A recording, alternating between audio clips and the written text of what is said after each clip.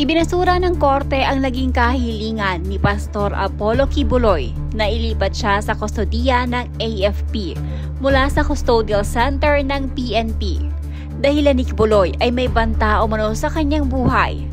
Sa nilabas na press briefing ng PNP spokesperson na si Police Colonel Jane Fajardo, sinabi nitong dininay umano ng korte ang kahilingang ito ni Kibuloy.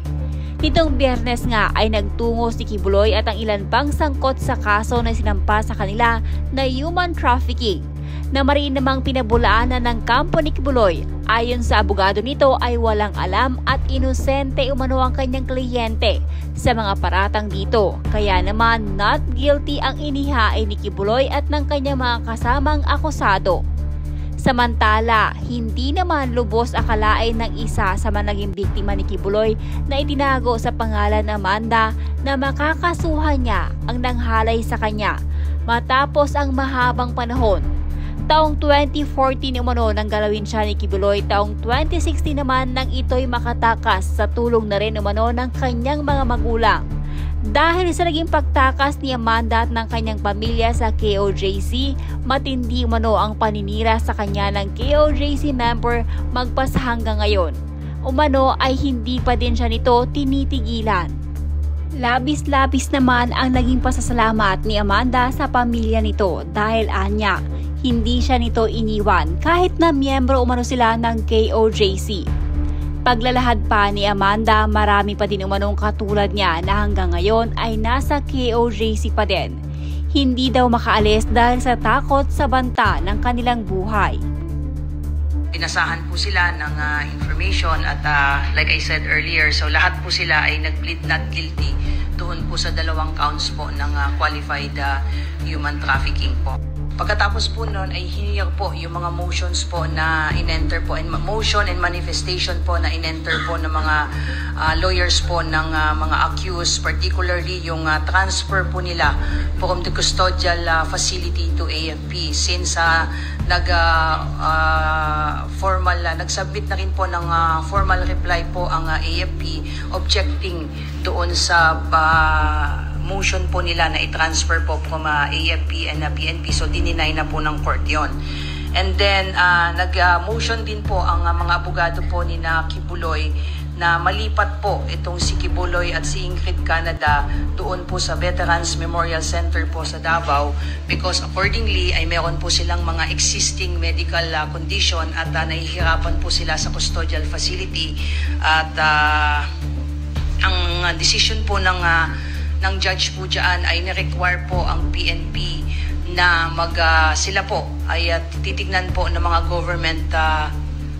government doctors po to check po yung kanilang mga medical conditions po. So nag-rule na po ang judge po doon. So yung 4 po, particularly si Enteng Canada, si Sylvia Semanes, si Jacqueline Roy at saka si Ingrid Canada, 4 po yan, ay they will be transferred po sa Pasig City po.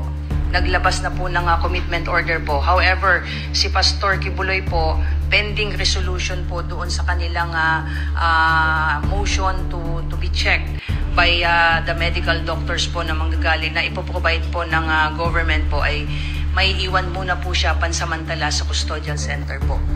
Na-attend po sila ng arraignment via video conferencing po with their lawyers sa custodial center and for all the intents and purposes, after mo matapos, hihintayin din po natin kung ano ang magiging order po ng Quezon City po. Remember, nagkaroon po ng prior order ng commitment po nila sa Quezon City. So, we are just assuming that the state prosecutor will also inform the court ng particularly yung RTC 106 po ng QC that the RTC 159 already issued a commitment order doon po sa 4 na malipat po sila sa Pasig City, and then si Kibuloy will remain sa custodial facility pending resolution po ng kanilang motion for purposes ng kanilang request po and motion na mag-hospital arrest po siya.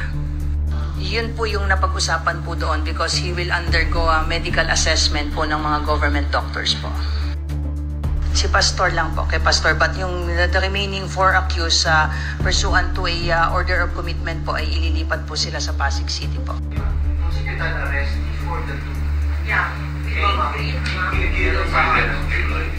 Yes po, but we have to comply with the order of the court. Dininay po yung motion po nila. Ang binayagan lang po yung kay Pastor Kibuloy, he has to undergo medical assessment for purposes of ascertaining whether or not how complicated po yung kanyang medical condition suffice to even consider na mailipat po siya sa other custodial facility po. May deadline po, kailan kayo dapat mag-submit ng report ninyo para ma-check na yung condition? Wala pa po kasi yung official order po ng korte po kung in terms of the deadline po. We are waiting for the official resolution and orders po.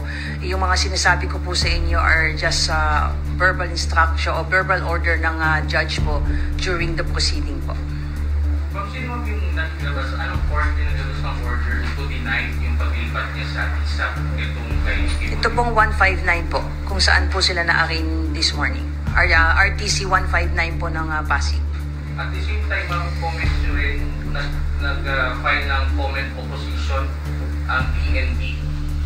May ano pa ba ito, may visa pa? Kasi Dininay na po yan ng judge yung kanilang motion na ilipat po sila sa AFP custody po.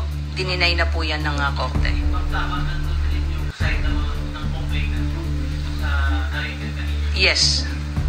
Si Amanda na isa na.